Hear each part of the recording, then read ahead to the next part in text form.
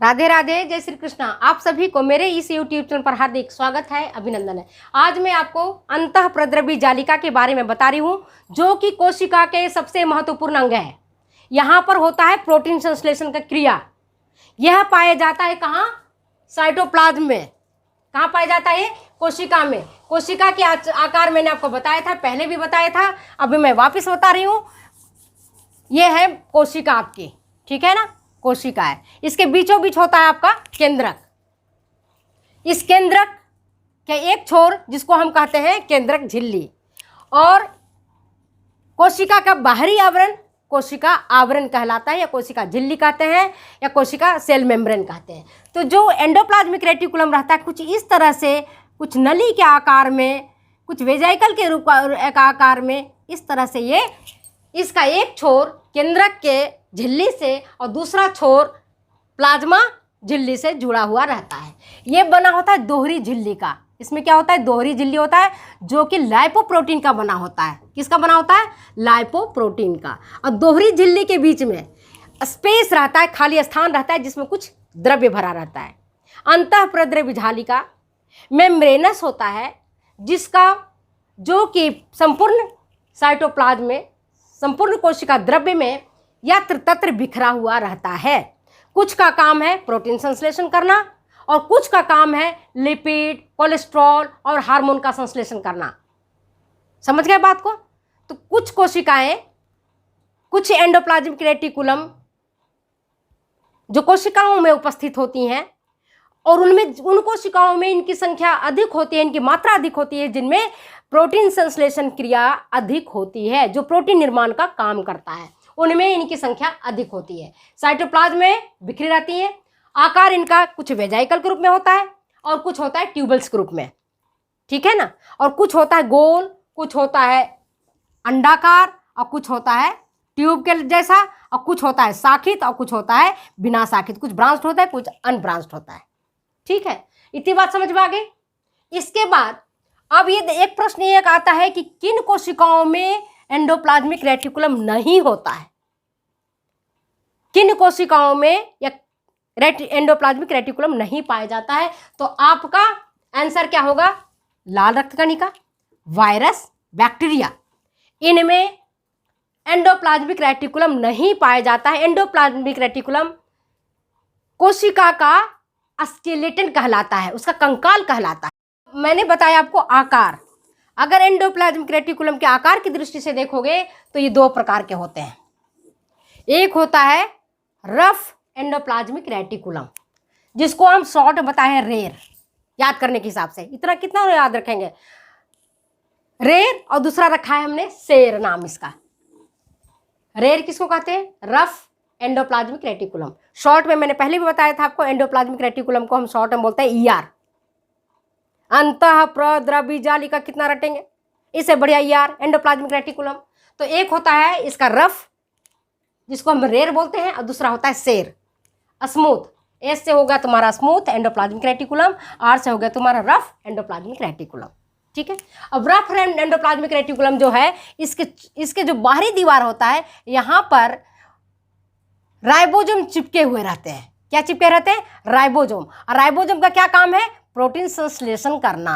तो जहां जहां प्रोटीन संश्लेषण की क्रिया होती है, वहां पर राइबोसोम पहले आता है, पहले चिपकता है और काम करता है। राइबोसोम क्या क्या काम कर रहा है, कहां पाया जाता है, इसके बारे में मैंने आपको पिछले वीडियो में डिटेल्स बताया है, तो आज मैं नहीं बता रही हूं। अगर आप जानना चाहते हैं तो उस वीडियो को जाकर के अवलोकन करें। तो ये राइबोसोम इसमें कण के रूप में है ना, चारों तरफ चिपका रहता है, और जहां कण चिपका रहेगा वो सतह खुरदरा होगा, ठीक है कि नहीं? समझ आ गई बात को? खुरदरा सतह इसका हो जाता है, इसलिए इसको हम कहते हैं रफ एंडोप्लाज्मिक रेटिकुलम। शॉर्ट में कैसे याद रखेंगे? रेर, आर। इतनी बात समझ में आ गई?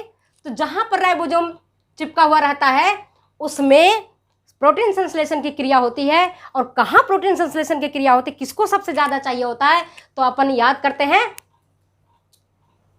ब्रेन में, ब्रेन की कोशिकाओं में, पेनक्रियाज की कोशिकाओं में, लीवर की कोशिकाओं में, इनमें ज़्यादा होता है। तो हमने तो ऐसे बीपीएल के हिसाब से याद कर लिया।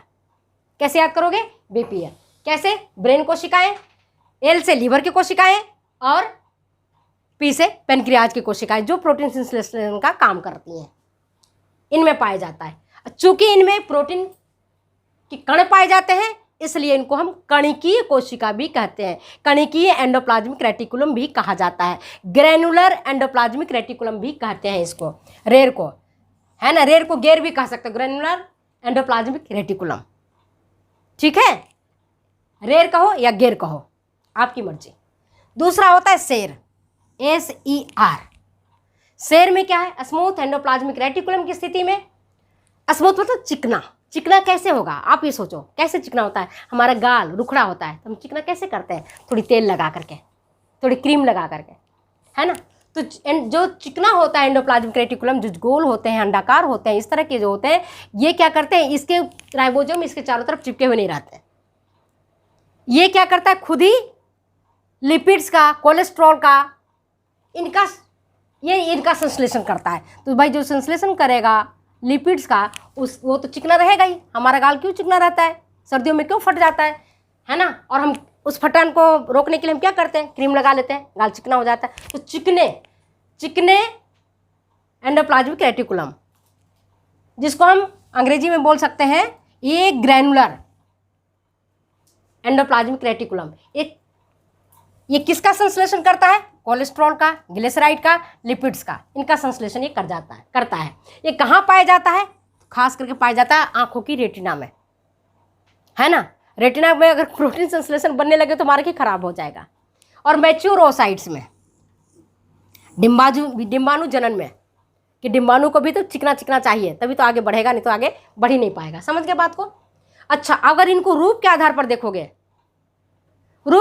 देखोगे तो ये होते हैं 3 प्रकार के। एक होता है वेजाइकल्स, दूसरा होता है ट्यूबल्स और तीसरा होता है सिस्टर्नी।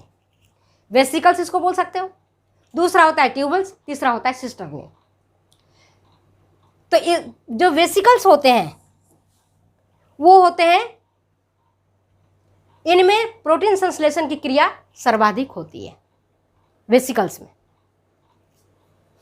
ट्यूबल्स में कोलेस्ट्रॉल, ग्लिसराइड, हार्मोन्स की क्रिया ज़्यादा होती है। और ये क्या होती है, इसमें कोई ब्रांच नहीं होता है और ये नलिकाएं अपना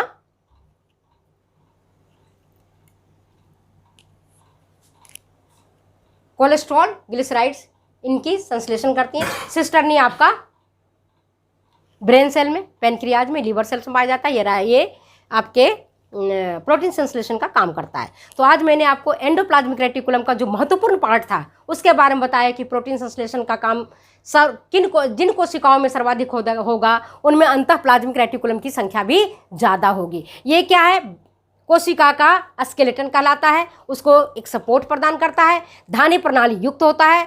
ये कई सारी चीज़ों का संश्लेषण करता है। इसमें कई प्रकार की, है ना, कई रूपों में इसकी कोशिकाएं, ये इनके आकार होते हैं। कुछ वेसिकल्स के रूप में होता है, कुछ नलिकाओं के रूप में होता है, कुछ पुट्टिकाओं के रूप में होता है और कुछ सिस्टर्नी के रूप में होता है। ठीक है, इतनी सी बात आपको मैंने बताया।